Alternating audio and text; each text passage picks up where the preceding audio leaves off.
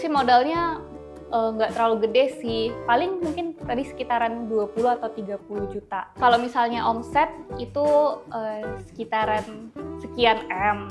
Cuma kalau misalnya produk terjualnya itu mungkin 10.000 sampai 20.000 piece per bulan.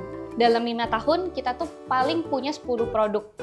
Nah, sementara brand-brand lain itu 5 tahun ini udah punya 100-200 produk. Kenapa kita kayak gitu? Karena kita benar-benar fokus banget untuk keluarin produk tuh yang benar-benar bagus.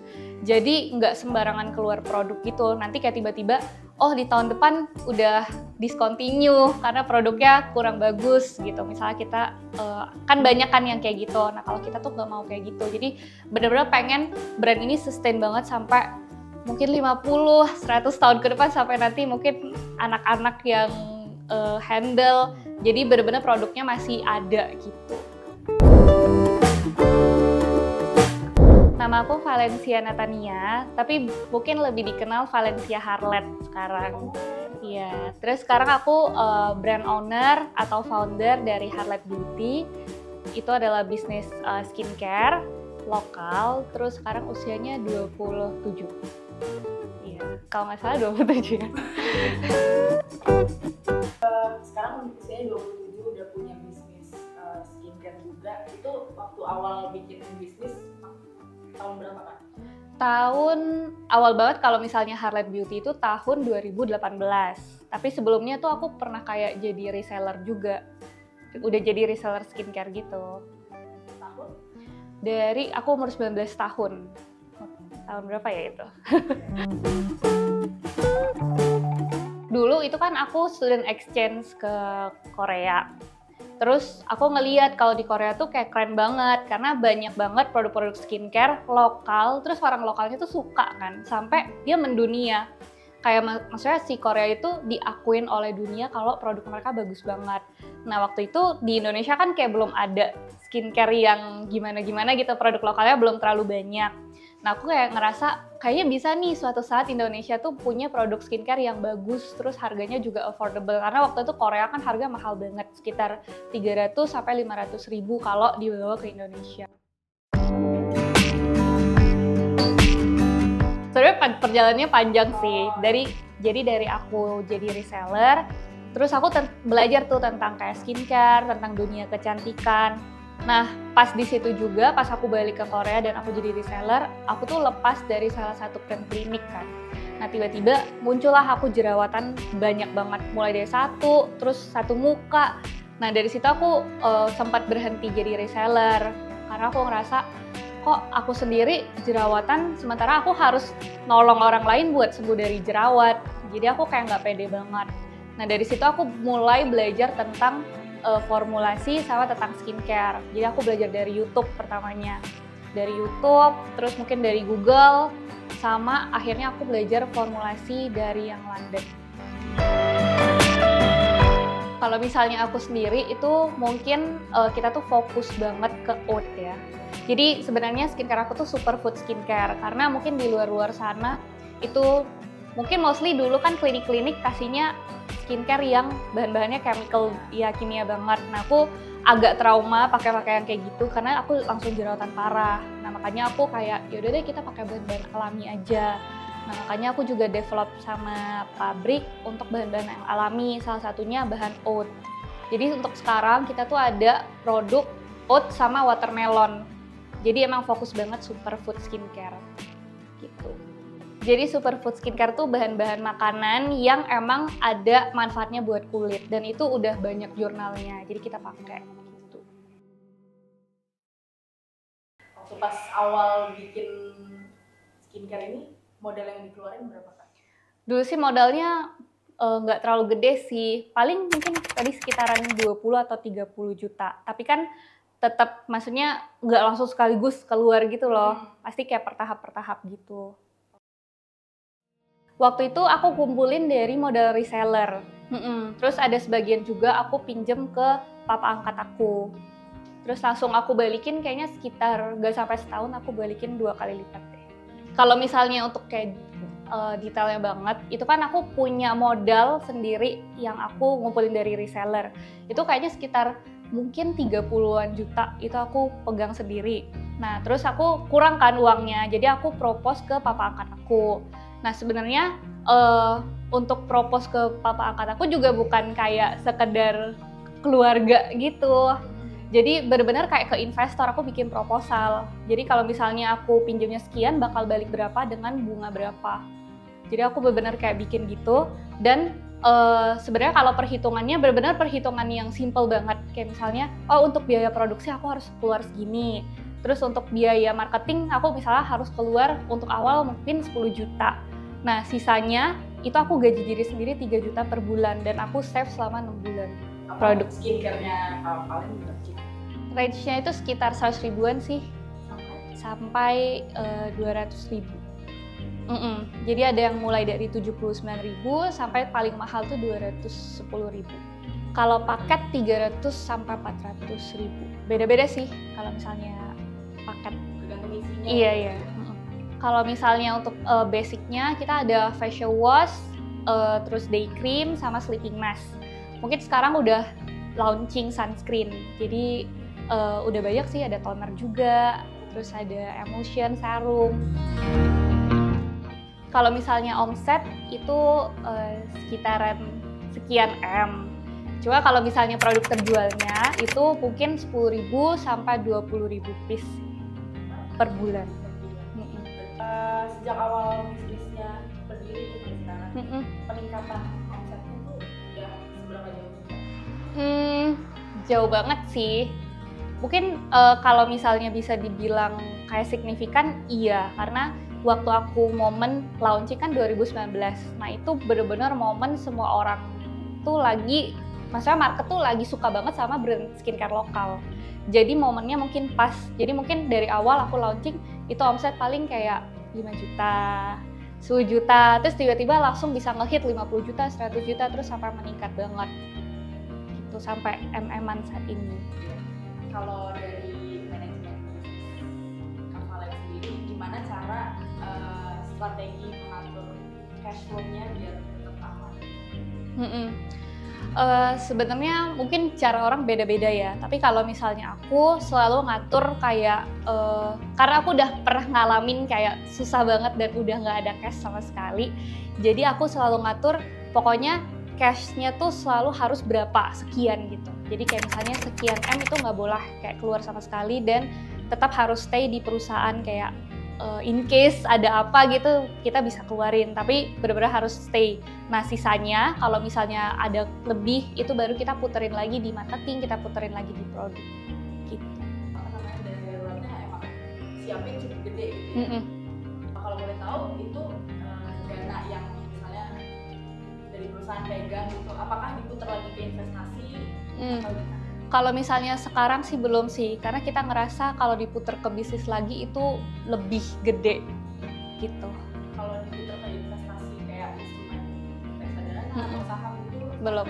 Dari omset bulanan yang didapat ini kayak pendapatan yang selalu dapetin setiap bulan, itu gimana cara kakak untuk mengelola uang itu jadi operasional, jadi gaji karyawan dan segala macam? Kalau misalnya operasional itu kan udah fix ya beberapa. Jadi mungkin kayak sekitar 30% itu mungkin operasional. Nah tapi aku kira-kira ya, karena aku nggak terlalu kayak ngeliatin juga. Tapi kalau misalnya paling besar tuh marketing sih. Mungkin kita bisa kayak keluarin 40-50% tuh buat marketing. Nah sisanya ya udah ditabung lagi buat perusahaan.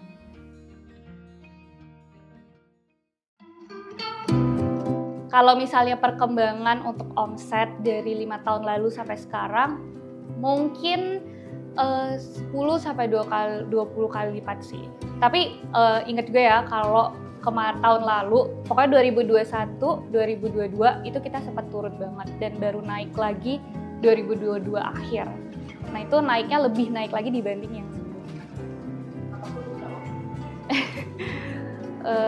Kayak banyak hal sih, mungkin karena persaingannya udah mulai ketat. Terus juga aku banyak kesalahan manajemen kayak mungkin dari sisi operasional sama sisi marketing tuh banyak banget kesalahannya. Karena kan aku kayak bener-bener orang yang baru berbisnis kan, jadi ya udah asal tembak aja gitu, nggak based on data jadi kayak feeling gitu. Nah itu banyak banget kita rugi di situ, sampai mungkin 1 bulan tuh kita bisa rugi 100 sampai 150 juta selama 2 tahun. Iya, udah hampir tutup Kak. Itu pas lagi mengalami itu berarti lagi jatuh-jatuhnya? Lagi jatuh-jatuhnya sih. Ada peristiwa lain nggak yang mungkin lebih jatuh dari itu? Kayaknya itu sih, kayak momen, soalnya kita kan hiring banyak banget orang, mungkin waktu itu sekitar 20 lebih sampai 30 karyawan.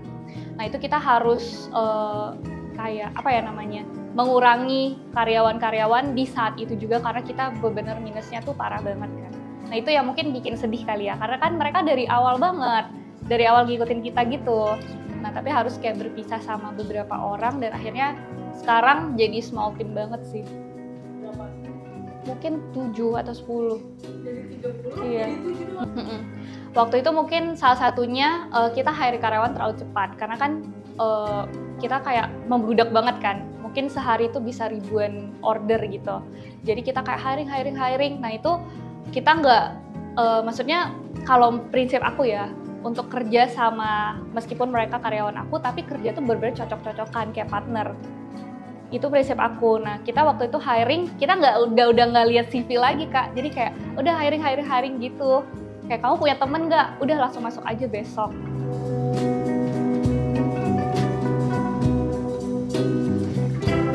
Waktu itu bener-bener lagi membludak banget. Akhirnya kita kayak hiring banyak. Terus operasionalnya gede, tapi ternyata persaingannya semakin ketat. Jadi semakin turun omsetnya, tapi operational cost-nya udah gede banget. Jadi hiringnya tuh harus slow, jangan kayak buru-buru. Kita bener-bener kayak ngeliatin profilingnya, terus juga mungkin karakternya, cocok gak cara kerjanya sama kita, mungkin juga pengalaman kerja yang udah pernah orang itu atau calon karyawan kita lakuin.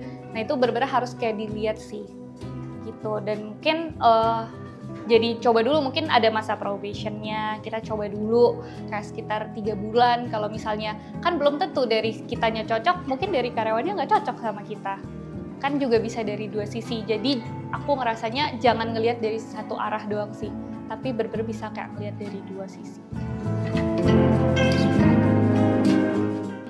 Kalau misalnya untuk dari segi pemasaran, dari segi di luar pemasaran, kayak dari sisi operasional dan lain-lain, tadi sih yang aku bilang, prinsip aku kalau misalnya untuk aku hiring tim, itu aku harus cocok. Jadi bukan karena timnya itu mungkin kurang bagus kerjanya atau apa tuh enggak, tapi aku harus cocok banget kerjanya. Makanya kenapa sekarang aku timnya itu kecil banget, karena aku pelan-pelan banget untuk hiring tim lagi.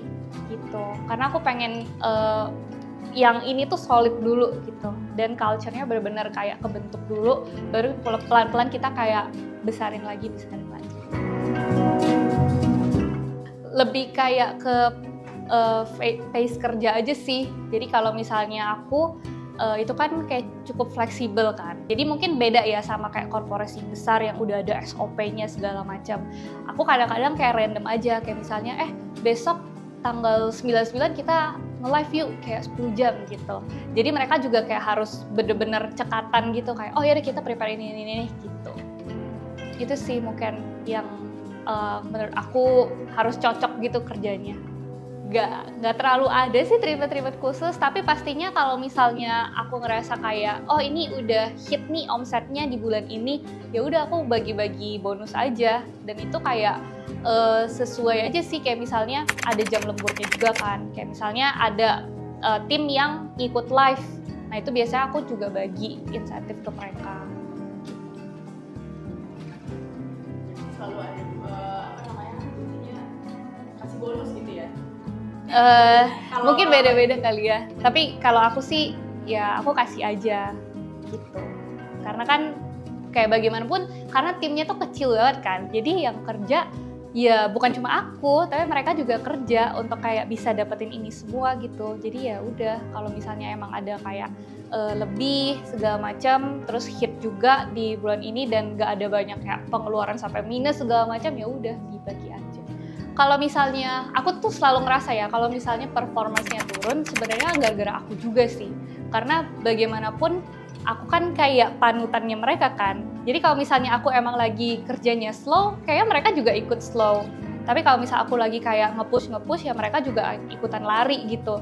Jadi ya semuanya kayak tergantung dari leadernya. Menurutku sih kayak gitu sih. Jadi kalau misalnya aku emang lagi punya strategi nih, terus aku kumpulin aja mereka, guys aku ya strategi, kayaknya nanti di bulan depan kita gini harus seperti apa, nanti biar tersampaikan dulu, nanti in case aku emang lari ya mereka ikut lari gitu. Tapi so far sih kalau misalnya sekarang kayaknya ya gitu sih, kalau misalnya lagi slow ya bener-bener slow aja kerjanya, jadi nggak yang hektik banget gitu. Kayak sering banget sih kalau misalnya nggak mood, apalagi kayak cewek kan. Tapi ya kadang-kadang aku ngerasa kayak ada waktunya emang kerjanya cepet, ada waktunya emang santai aja. Karena nggak selalu harus dikejar gitu. Jadi kalau misalnya emang lagi nggak bisa dipaksa ya udah gitu. Jadi ya nggak terlalu yang sampai tiap hari kita harus gini gitu, nggak juga. Ada target itu nggak sih kan setiap bulan? Enggak sih. Nggak ada. Tapi menurut aku karena sekarang itu kerjanya harus kreatif. Kreatif tuh nggak boleh dipaksa. Jadi kayak kalau misalnya malah ditargetin 1 hari 10 konten, makin gak kreatif. Karena mungkin aku jadi terjun sendiri kali ya. Kalau misalnya aku dipaksa jadinya makin stuck gitu otaknya. Tapi kalau misalnya kayak ya udah dibebasin, yang penting kewajibannya terpenuhin aja, 1 hari 1 konten, ya udah kayak bisa jalan aja. Dan mungkin aku bersyukur juga sih, tim aku mungkin kayak inisiatif semua ya. Jadi kalau misalnya turun, mereka bilang, "Kak ini kenapa turun ya?" Jadi kayak ya udah kita cari cara aja. Gitu. Sekarang kan dalam 5 tahun kita tuh paling punya 10 produk. Nah sementara brand-brand lain itu 5 tahun ini udah punya 100-200 produk. Kenapa kita kayak gitu? Karena kita benar-benar fokus banget untuk keluarin produk tuh yang benar-benar bagus. Jadi nggak sembarangan keluar produk gitu. Nanti kayak tiba-tiba, oh di tahun depan udah discontinue karena produknya kurang bagus gitu. Misalnya kita kan banyak kan yang kayak gitu. Nah kalau kita tuh nggak mau kayak gitu. Jadi benar-benar pengen brand ini sustain banget sampai mungkin 50-100 tahun ke depan, sampai nanti mungkin anak-anak yang handle. Jadi benar-benar produknya masih ada gitu.